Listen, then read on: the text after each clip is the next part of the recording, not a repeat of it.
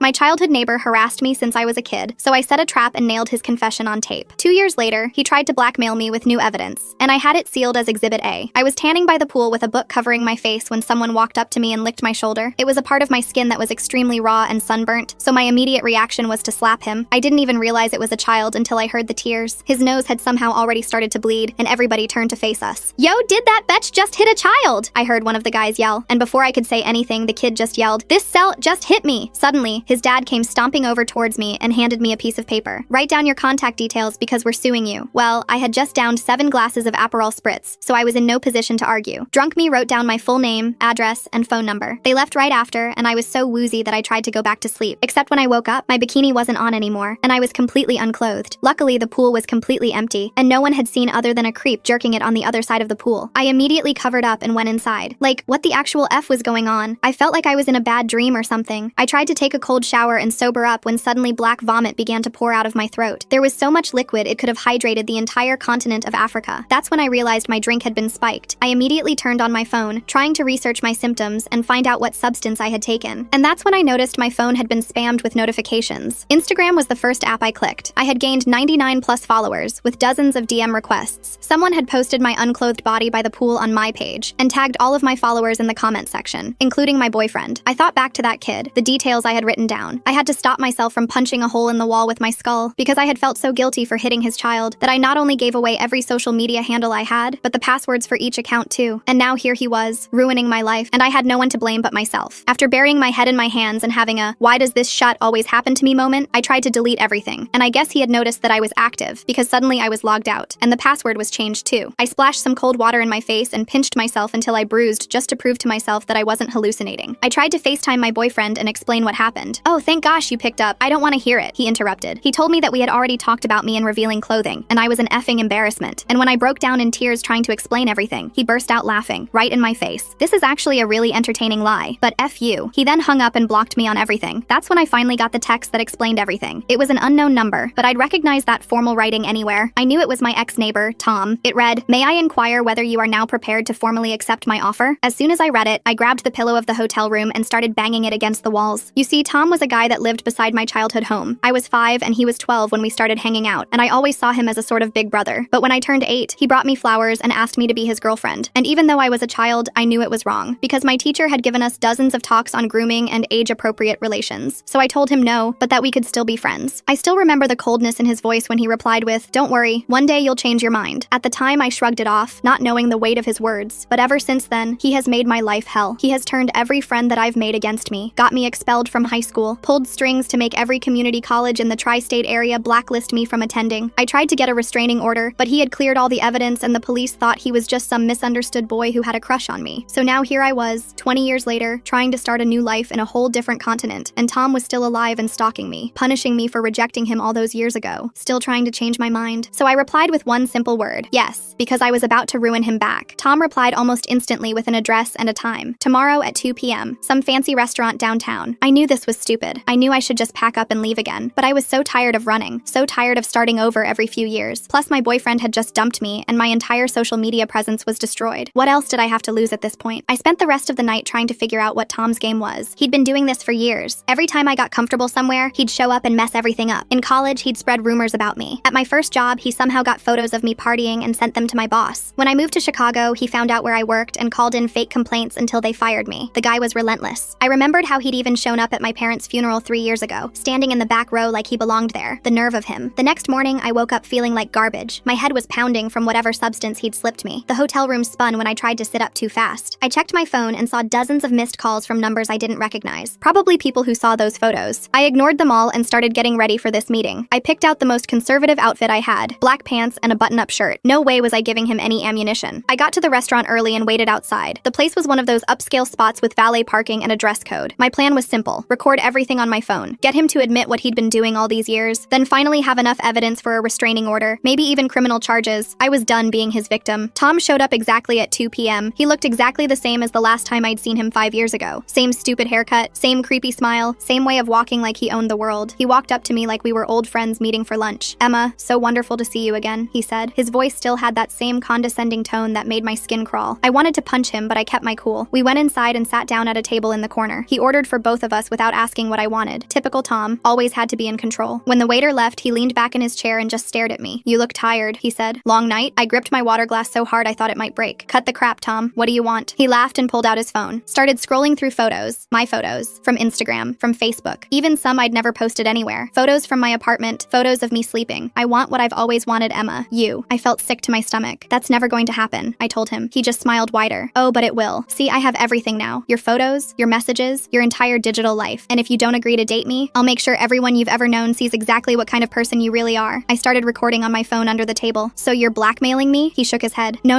I'm giving you a choice. Be with me or watch your life fall apart." Again. The food arrived, but I couldn't eat. My stomach was in knots. The smell of the expensive steak he'd ordered for me made me want to throw up. "How did you even find me this time?" I asked. He looked so proud of himself. "Your cousin Linda posted a photo of you two at that hotel pool last week, tagged the location and everything. After that, it was easy." I wanted to scream. One stupid photo and he'd found me again. "The kid at the pool. That was you?" He nodded. "My nephew, actually. Sweet kid. Very good at following directions." I felt my anger building. "You drugged me. You took those photos." He held up his hands. "Prove it. All anyone saw was you getting hammered and taking your clothes off by the pool. Classic Emma behavior, if you ask me." I pushed my plate away and stood up, the scraping of the chair against the tile floor making several diners turn their heads. "I'm leaving." But Tom grabbed my wrist. Not hard enough to hurt, but firm enough to make a point. His fingers were cold, like he'd been holding his water glass too long. "Sit down, Emma. We're not done talking." I yanked my arm away and sat back down, my skin crawling where he'd touched me. People were starting to look at us. The last thing I needed was another scene, another moment that would somehow get twisted and used against me later. "Here's what's going to happen," Tom continued, leaning forward so only I could hear him. His cologne was the same one he'd worn in high school, something expensive and overpowering that made my stomach turn. "You're going to move back home. We're going to start dating, and eventually we're going to get married, just like it was always supposed to be." I laughed, actually laughed in his face. The sound came out harsh and bitter, nothing like my real laugh. "You're insane," he shrugged, that infuriating little half-smile playing at his lips. "Maybe, but I'm also the guy with all your passwords, all your photos, all your secrets." I tried to think of a way out, my mind racing through possibilities and coming up empty. My phone was still recording under the table, hidden beneath my napkin. At least I'd have proof of this conversation. What if I just disappear again? Change my name? Start completely over? Tom shook his head slowly, like he was disappointed in me for even suggesting it. "I'll find you. I always do. Plus I have your parents' address, your sister Barbara's address, your best friend Angela's address. You really want to drag them into this?" That's when I realized how deep I was in. This wasn't just about me anymore. My throat felt tight, like I couldn't get enough air. "You wouldn't," but I knew he would. Tom had already proven he'd do anything to get what he wanted. The waiter approached our table, probably sensing the tension, but Tom waved him away without even looking. "Try me," he said, his voice soft but menacing. "Or we can do this the easy way. Date me for 6 months. If you still don't love me after that, I'll leave you alone forever. I'll delete everything. You have my word." His word meant nothing, but I needed time to figure this out. Time to think, to plan, to find some way out of this nightmare that had been my life for 2 decades. "I need to think about it." Tom checked his watch. A Rolex, of course. He'd always liked expensive things, status symbols that proved he was somebody important. "You have until midnight. Text me your answer or those photos go viral. And not just on your accounts. I'm talking about sending them to your employer, your landlord, everyone." I stood up again and this time he let me go. My legs felt shaky, like they might not hold me. "Oh, and Emma," he called after me, "don't bother going to the police. I've made sure they won't believe you." Again, I practically ran out of that restaurant, nearly knocking over a busboy in my haste. My hands were shaking so bad I dropped my keys twice trying to unlock my rental car. The parking lot seemed too bright, too exposed. I kept looking over my shoulder, expecting to see Tom following me. I drove around for hours trying to think, taking random turns and doubling back, making sure I wasn't being followed. The city lights blurred past my windows as I tried to process what had just happened. How had my life gotten to this point? All because I'd rejected some creep when I was 8 years old. One moment, one decision, and it had haunted me ever since. I pulled into a parking lot behind a 24-hour grocery store and called my sister. My hands were still trembling as I scrolled through my contacts. "Barbara, I need your help." She could tell something was wrong immediately. She always could, even when we were kids. "What happened? Are you okay?" I told her everything. About Tom, about the photos, about the blackmail. The words tumbled out in a rush, barely making sense even to me. She was quiet for a long time. So long I thought the call had dropped. "Come stay with me," she finally said, her voice tight with anger. "We'll figure this out together." But I couldn't drag her into this mess. Tom had made it clear he'd go after my family if I didn't cooperate. The thought of him anywhere near Barbara made me physically ill. "I can't. He knows where you live." Barbara got angry then, really angry. I could picture her pacing her kitchen, her free hand clenched into a fist. "I don't care. This guy has been terrorizing you for years. Enough is enough." She was right, but I was scared. Tom had already ruined so much of my life. I couldn't let him hurt my family too. I went back to my hotel and started packing, throwing things haphazardly into my suitcase. The room felt too small, the walls closing in. Maybe if I left the country completely, he wouldn't be able to find me. But even as I threw clothes into my suitcase, I knew it was pointless. He'd found me in Prague. He'd found me in Tokyo. He'd found me on a different continent. He'd always find me. My phone buzzed. Another text from Tom. A photo of my sister leaving her office, taken from across the street. She was checking her phone, completely unaware she was being watched. The message said, "TikTok Emma." I sat on the bed and cried. Real real ugly crying. The kind where snot runs down your face and you can't breathe. The kind where your whole body shakes and you make these horrible gasping sounds. When I finally stopped, I looked at myself in the mirror. My makeup was ruined. Black streaks of mascara painting lines down my cheeks. I looked pathetic, weak, exactly how Tom wanted me to feel. That's when something inside me snapped. A switch flipped. 20 years of fear crystallized into something harder, sharper. I was done being afraid, done running, done letting this creep control my life. I splashed cold water on my face and opened my laptop. The hotel Wi-Fi was slow, but it would have to do. Tom might be good with technology, but so was I. He'd taught me well, in a twisted way. All those years of staying one step ahead of him had honed my skills. It took me 3 hours, but I finally found what I was looking for. Tom's social media accounts, the real ones, not the sanitized versions he showed most people. His work information, his address, a high-rise downtown of course, his family members. If he wanted to play dirty, I could play dirty too. I started screenshotting everything, every post, every photo, every comment, building my own arsenal. Then I called my friend Angela. She worked in IT and owed me a favor from when I'd helped her through her divorce. I need help backing up some files, I told her, trying to keep my voice steady, and maybe recovering some deleted stuff. Angela didn't ask questions. She just told me to bring my laptop over. While she worked her magic, fingers flying over the keyboard, I told her about Tom. She got this look on her face, recognition mixed with disgust. Wait, Tom Williams? Tall guy? Dark hair? Works at that tech company downtown? I nodded, my stomach sinking. That creep tried to hire me last year, gave me the worst vibes, kept asking personal questions during the interview, nothing to do with the job. I turned down the position even though the pay was amazing. Angela pulled up something on her computer, angling the screen so I could see. Look at this. It was Tom's company directory, complete with photos and job titles. See how many women work in his department? I counted. 0. Not a single one. He only hires men. There have been 3 harassment complaints filed against him, but they all got buried. My friend in HR told me about it. My heart started racing. This was bigger than just me. Can you get me copies of those complaints? Angela smiled, a predatory grin that reminded me why we were friends. Already on it. We worked until almost midnight, fueled by coffee and righteous anger. Angela recovered dozens of old messages from Tom that I thought I'd deleted years ago. Threats he'd sent me over the years, each one carefully worded to skirt the line of legality. Photos he'd taken of me without my knowledge, at coffee shops, at the gym, walking down the street, even some emails he'd sent to my old employers spreading lies about me. One claimed I was unstable, another said I had a substance problem, all sent from spoofed addresses that looked legitimate. This is enough for a restraining order, Angela said, sitting back in her chair. Hell, this is enough for criminal charges. I looked at the clock. 11:45 p.m., 15 minutes until Tom's deadline. He was expecting an answer, probably sitting somewhere watching his phone, confident I'd cave like I always had before. I picked up my phone and typed out a message. One word. No. Then I blocked his number. The little delivered notification felt like a victory. Angela gave me a high five that stung my palm. Now what? She asked. I smiled for the first time in days, feeling something I hadn't felt in years. Hope. Now we make sure he can never do this to anyone else. The next morning, I woke up on Angela's couch to 50 missed calls, all from numbers I didn't recognize. I knew Tom was trying to reach me, probably cycling through burner phones or using apps to generate new numbers, probably furious that I'd blocked him. Good. Let him be angry. Let him feel out of control for once. I had work to do. First stop was the police station. This time I had evidence. Lots of it. The officer I talked to, a woman about my age with kind eyes, actually took me seriously. We've had other complaints about this guy, she told me, pulling up something on her computer. But the women always dropped the charges. Moved away suddenly. We could never figure out why. I gave her everything. The recordings from dinner, the screenshots, the recovered messages, years of documentation that painted a clear picture of systematic harassment and stalking. She looked through it all with this disgusted expression, occasionally shaking her head or muttering under her breath. This goes back 20 years? I nodded. Since I was 8 years old. He asked me to be his girlfriend on the playground. I said no. He's been punishing me ever since. She shook her head. We'll get a warrant for his electronics. This kind of sustained harassment is a felony. Multiple felonies, actually. I felt a weight lift off my shoulders. Finally, someone was listening. But Tom wasn't done yet. When I got back to my hotel, my room had been ransacked. Nothing stolen, but everything thrown around. My clothes were scattered across the floor. My toiletries dumped in the bathtub. A message. He'd been here. Violated my space just because he could. The front desk swore no one had come by. Security cameras mysteriously weren't working. A technical glitch, they said. Typical Tom. Always one step ahead. Always making sure there was no proof. I packed what was left of my stuff, my hands shaking again, and went to stay with Angela. Safety in numbers. That night, Angela's apartment building lost power. Just her floor. The emergency exit doors wouldn't open. Their magnetic locks somehow staying engaged despite the power outage. We were trapped. I knew it was Tom. He was escalating, getting desperate. The emergency lighting cast eerie shadows in the hallway as we tried door after door. We called 911, but by the time they arrived, the power was back on. No explanation, no evidence. The cops thought we were paranoid. Sometimes these things just happen, one of them said, but I knew better. Tom was showing me he could get to me anywhere. The next day, I got a package at Angela's apartment. No return address, no delivery company markings, just a plain brown box left outside the door. Inside was a flash drive and a note in Tom's neat handwriting. Last chance, Emma. Meet me tonight or everyone sees what's on this drive. My hands trembled as I plugged it into an old laptop Angela had. The drive was full of videos. Videos of me that I didn't even know existed. In my apartment, in changing rooms, even in hotel bathrooms. Timestamps going back years. He'd been watching me for years, recording recording everything. There were hundreds of files, each one a violation of my privacy. Angela looked like she was going to be sick. Her face had gone pale, her hand covering her mouth. This is beyond creepy. This is criminal.